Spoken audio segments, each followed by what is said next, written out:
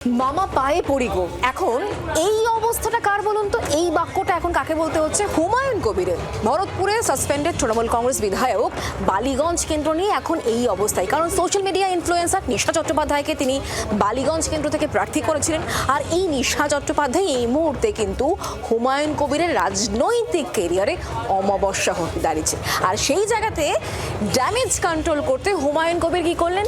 নিজের মামাকেই বালিগঞ্জ কেন্দ্র থেকে প্রার্থী করে ফেললেন। আসুন দেখাই। চিন্তা ভাবনা করে প্লিজ এরকম চিন্তা ভাবনা করে প্লিজ এরকম করে পেছনে মিডিয়া, আর তাই দেখে পড়ি করে ছুটে পালাতে পারলে বাঁচেন। কে এই ব্যক্তি? তার পিছনে কেন মিডিয়া? শুনুন তার মুখে। আবুলে হাসান, আবুলে হাসান কলকাতা পুলিশের এই জুনিয়র ছেলে ছাড়া সিনিয়ররা সবাই আমাকে চেনে। কি শুনলেন তো? হুমায়ুন কবিরের নির্বাচনী কৌশলে এখন বাতিল ঘোড়া বালিগঞ্জে প্রার্থী হওয়া নিশা চট্টোপাধ্যায়। নিশার জায়গায় নতুন প্রার্থী দেবেন হুমায়ুন। আর তাই বালিগঞ্জে নাকি বাল্যবন্ধু ও সম্পর্কে মামা আবুলে হাসানকে প্রার্থী করেছেন হুমায়ুন।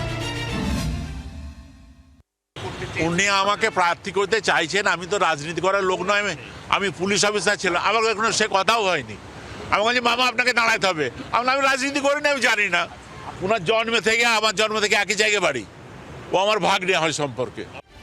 নিশা চট্টোপাধ্যায়ের প্রার্থী পদ বাতিলের সময় হুমায়ুন দাবি করেছেন যে বালিগঞ্জে তার প্রার্থী তৈরি আছেন, আর সেখানে তিনি মুসলিম প্রার্থী দাঁড় করাবেন। যদিও আবুলে হাসান বলেছেন তিনি রাজনীতির পিছনের লোক।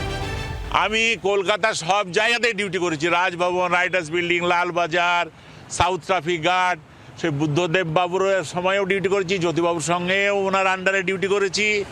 ওই রাজনীতিবিদদের পিছনের লোক আমি, ভাই, স্কোয়াড করার লোক। আমি রাজনীতি করার লোক নই।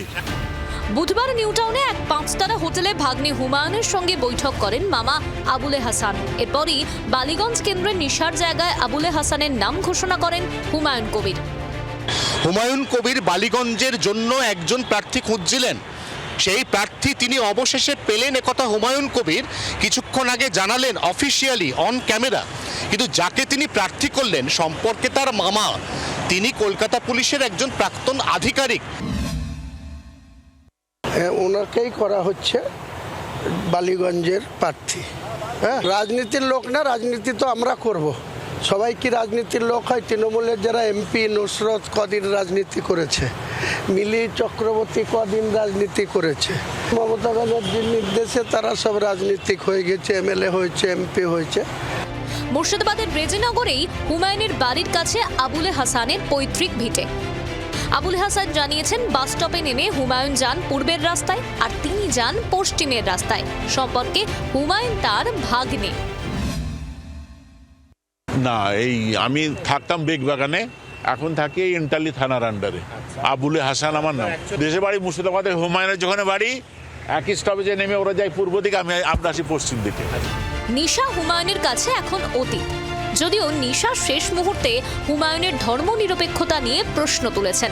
সেকুলার পার্টি যখন বলা হচ্ছে, তো সেকুলার পার্টিটা হলো কোথায়? আমি একটা হিন্দু মেয়ে, আমাকে দাঁড় করালো, 24 ঘন্টার মধ্যে আবার তাকে ডাউনও করে দিল। তো সেটা কিভাবে সেকুলার পার্টি হতে পারে? সেই বিতর্ক উস্কে দিয়ে বালিগঞ্জে একজন সংখ্যালঘু মুখকেই প্রার্থী করলেন হুমায়ুন। আবার এক ব্লান্ডার করলেন কিনা তার হিসেব হবে ভোট বাক্সে।